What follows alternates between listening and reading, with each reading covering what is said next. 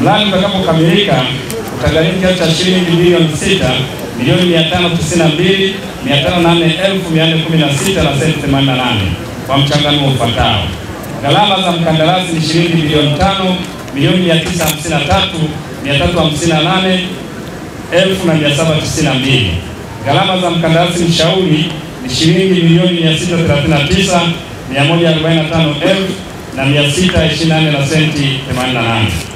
Mapokezi na matumizi ya fedha za mradi. Mpaka sasa halmashauri ya manispaa ya Moshi imepokea kiasi cha shilingi bilioni 2 na milioni 31 kutoka serikali kuu.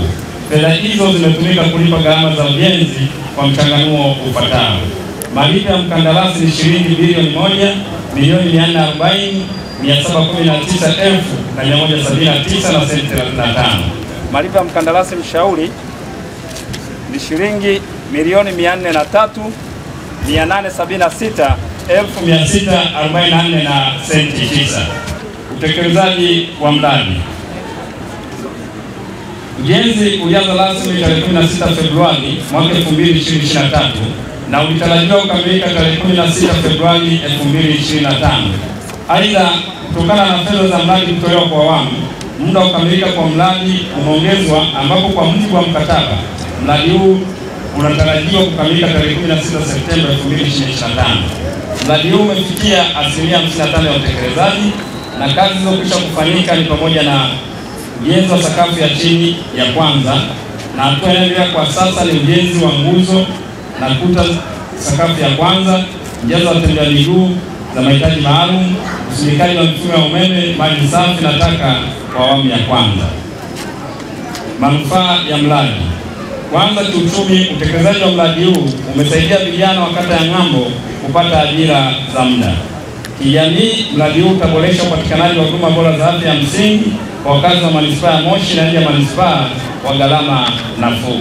Wananchi, nawashukuru sana viongozi wa manispaa yetu ya Moshi, naomba tuwapigie makofi mengi sana. Nawashukuru kwa sababu moja kati ya mafanikio ambayo tumejionea kupitia manispaa yetu hii ni kuwepo ujenzi wa hospitali yetu hii ya wilaya, kwa sababu ni fedha ambazo zimetokana na mapato ya ndani, na naomba tujipigieni makofi tena mengi sana.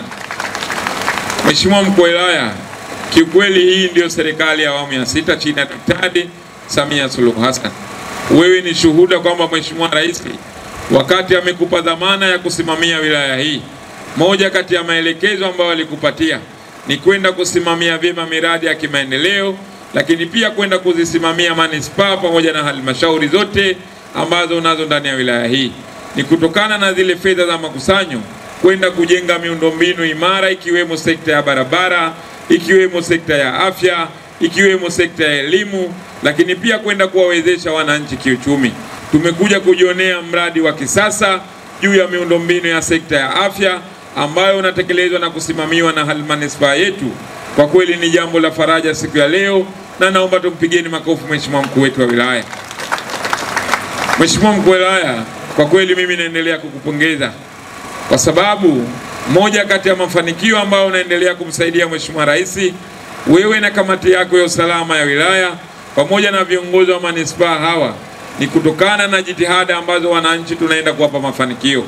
Leo hii wananchi hawa wataendelea kuiona jitihada za kiserikali ambazo mafanikio ya Mwenge wa Uhuru tumekuja kuona hapa. Kwa kweli naamini kupitia Mwenge wa Uhuru muda sio mrefu jengo letu litakamilika, na litakamilika kwa kutoa huduma zilizo sahihi. Tupige makofi wote. Hapa ni katika mradi wetu wa mapato ya ndani. Mwaka jana 2024 mwezi Februari tulipata janga la moto na lililokuwa soko liliungua na kuteketea kabisa. Kwa hiyo katika kurudisha hali katika kawaida yake, mapato ya ndani ya halmashauri yalilazimika kutumika, na tunashukuru sana Mheshimiwa Diwani alitenga fedha na kumwelekeza mkurugenzi tukasimamia utekelezaji wa mradi huu, na sasa soko limekamilika na tayari wafanyabiashara wameshaingia sokoni. Awamu ile ya kwanza ya bilioni 1 na milioni 589. Lakini sasa tunaendelea pia na ujenzi tena wa vibanda kama vibanda 50 ili kuendelea kuweka mazingira rafiki ya ufanyaji biashara kwa ajili ya wafanyabiashara eneo letu. Lakini zaidi, kwa sababu tuliunguliwa na moto, wapo akina mama ambao walipoteza mitaji yao, pia tuliwapatia fedha kupitia mapato ya ndani.